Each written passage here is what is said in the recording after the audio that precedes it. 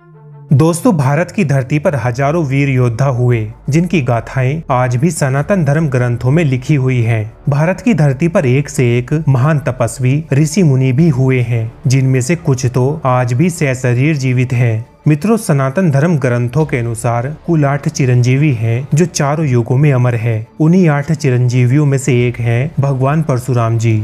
दोस्तों, भगवान परशुराम भगवान विष्णु के ही छठे अवतार हैं और इनका नाम भी राम है। परंतु भगवान शिव के अमोघ अस्त्र परशु अर्थात फरसा प्राप्त होने के पश्चात इनका नाम परशुराम हो गया। दोस्तों, भगवान परशुराम श्री रामचंद्र जी के पहले से हैं। रामायण में सीता स्वयंवर में भी शिव धनुष भंग होने पर वे वहां पहुंचे थे और तब वे बहुत अधिक क्रोधित भी हुए थे।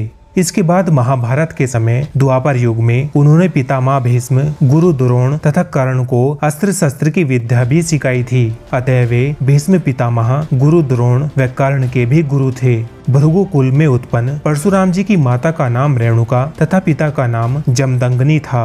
परशुराम जी को कल्प के अंत तक पृथ्वी पर सशरीर जीवित रहने का वरदान प्राप्त हुआ है। दोस्तों, आज की इस वीडियो में हम आपको भगवान परशुराम जी के इस कलयुग में सशरीर जीवित होने से संबंधित कुछ ऐसे रहस्यों और प्रमाणों के विषय में बताने वाले हैं जो आपको भी आश्चर्य में डाल देंगे। लेकिन दोस्तों, वीडियो में आगे बढ़ने से पहले आपसे एक छोटी सी रिक्वेस्ट है। यदि आपने अभी तक इस चैनल को सब्सक्राइब नहीं किया है तो इस चैनल को सब्सक्राइब करके नोटिफिकेशन बेल को ऑन कर लें, क्योंकि हम ऐसे ही सनातन धर्म से जुड़ी रोचक जानकारियां आपके लिए लाते रहते हैं। दोस्तों, आप विश्वास करें या ना करें, परंतु यह भी सत्य है कि विज्ञान से ऊपर भी एक दुनिया है जो विश्वास, शक्ति और श्रद्धा पर आधारित है, जो आधारों के परे है तथा किसी तरह का कोई वाद विवाद इस बारे में प्रचलित नहीं है, क्योंकि यह सिर्फ विश्वास के ऊपर टिका है। दोस्तों, ऐसा माना जाता है कि इस कलयुग में आज भी 8 ऐसे महापुरुष हैं जो चिरंजीवी हैं। इनमें से कुछ महापुरुष तो ऐसे भी हैं जिन्हें लोगों द्वारा देखा भी गया है। उन्हीं में से एक है भगवान परशुराम, जो समय समय पर इस कलयुग में अपनी उपस्थिति दर्ज कराते रहते हैं।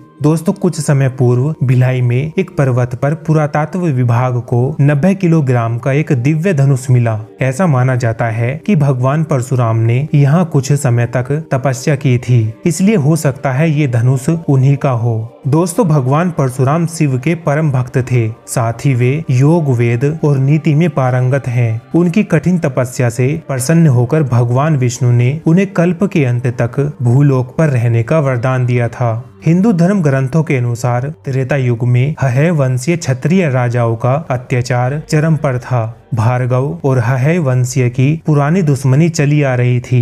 हय वंशियों का राजा सहस्त्रबाहु अर्जुन भार्गव आश्रम के ऋषियों को सताया करता था, जिससे भगवान परशुराम जी ने सहस्त्रबाहु अर्जुन का वध करके ऋषियों को भयमुक्त किया था। इसके बाद सहस्त्रबाहु के पुत्रों ने परशुराम जी से बदला लेने की भावना से परशुराम जी के पिता का वध कर दिया। इस घोर घटना ने परशुराम जी को क्रोधित कर दिया और उन्होंने संकल्प लिया कि मैं हय वंश के सभी क्षत्रियों का नाश कर दूंगा। इसी कसम के तहत उन्होंने इस वंश के लोगों से 21 बार युद्ध करके उनका समूल नाश कर दिया था। इस तरह हय वंश के क्षत्रियों का विनाश हो गया। दोस्तों, आज की इस वीडियो में हम आपको भगवान परशुराम और एक पर्वत पर घट रही घटनाओं के बारे में बता रहे हैं, जिसका नाम है महेंद्रगिरी पर्वत, जो कि उड़ीसा के गजपति जिले में परलगमुंडी नामक जगह पर स्थित है। यह जगह अपने आप में बहुत सारे रहस्य समेटे हुए है। दोस्तों, महेंद्रगिरी पर्वत को भगवान परशुराम जी का तपस्या का स्थान माना जाता है।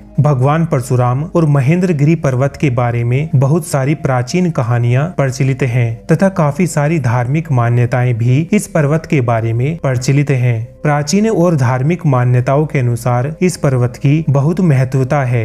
ऐसा माना जाता है कि यह पर्वत महाभारत की कई कहानियों से संबंधित है। इस पर्वत की सबसे प्रचलित कहानी के अनुसार यह भगवान परशुराम की तपस्या और साधना का स्थान बना था। ये पर्वत अपनी प्राचीन और धार्मिक मान्यताओं के साथ साथ अपने मनोरम और प्राकृतिक दृश्यों के लिए भी बहुत मशहूर है। यहाँ बहती नदियाँ और मनोरम पर्वत इसकी सुंदरता में 4 चांद लगा देते हैं। दोस्तों, महाभारत काल के कई मंदिर भी इस पर्वत पर मौजूद हैं। भीम, कुंती और युधिष्ठिर के अलावा दारू ब्रह्मा का मंदिर भी यहाँ काफी मशहूर है।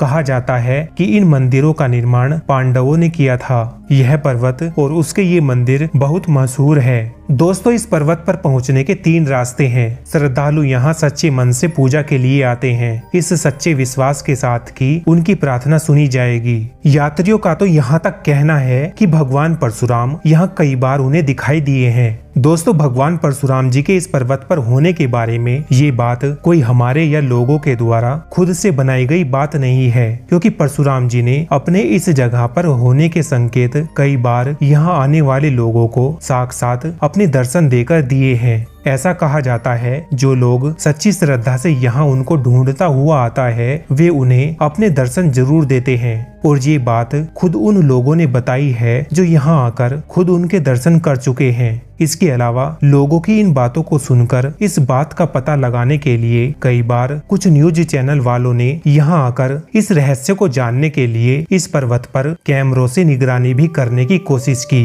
लेकिन उन्हें भगवान परशुराम जी के साक्षात दर्शन तो नहीं हुए। लेकिन उन्होंने अपने अनुभव में किसी के यहाँ होने की बात जरूर बताई है। दोस्तों, भगवान परशुराम ने अपने पूरे जीवन काल में कई त्याग किए थे। उन्होंने 32 हस्त निर्मित वेदों का निर्माण किया था, जिसके द्वारा उन्होंने त्याग करने का निर्णय लिया था। महर्षि कश्यप ने यह विद्या लेकर पूरी धरती पर दक्षिण दिशा में भ्रमण किया था तथा परशुराम जी को धरती छोड़ने का निर्देश दिया। परशुराम जी ने जिसका पालन करते हुए महेंद्रगिरी पर्वत पर निवास किया। दोस्तों, परशुराम जी ने महाभारत युद्ध के समय भीष्म पिता से इस युद्ध को रोकने को कहा था। इस पर भीष्म पिता ने असमर्थता जताते हुए कहा था कि हे गुरुदेव, मैं ये युद्ध रोक पाने में असमर्थ हूँ, क्योंकि मैं अपनी ही प्रतिज्ञा के कारण बंधा हूँ। तब परशुराम जी ने पितामह भीष्म से कहा कि तुम प्रतिज्ञा से बंधे हुए हो, लेकिन मैं नहीं, परंतु मैं किसी भी पक्ष से महाभारत युद्ध में भाग नहीं लूंगा। इतना कहकर परशुराम जी महेंद्रगिरी पर्वत पर तपस्या के लिए चले गए थे और कहा जाता है कि इस पर्वत पर वे आज भी तपस्यारत हैं और भगवान विष्णु के कल्कि अवतार के आने की प्रतीक्षा कर रहे हैं, क्योंकि भगवान परशुराम जी ही हैं जो भगवान विष्णु के कल्कि अवतार को शिक्षा प्रदान करने का कार्य करेंगे। तो दोस्तों, ये थी भगवान परशुराम और उनके निवास स्थान महेंद्रगिरी पर्वत के बारे में कुछ महत्वपूर्ण जानकारी। आपका इस जानकारी के बारे में क्या विचार है, हमें कमेंट बॉक्स के माध्यम से जरूर बताएं। इस वीडियो में बस इतना ही। मिलते हैं आपसे एक और नई जानकारी के साथ अगली वीडियो में। तब तक के लिए जय हिंद, जय भारत, जय श्री राम।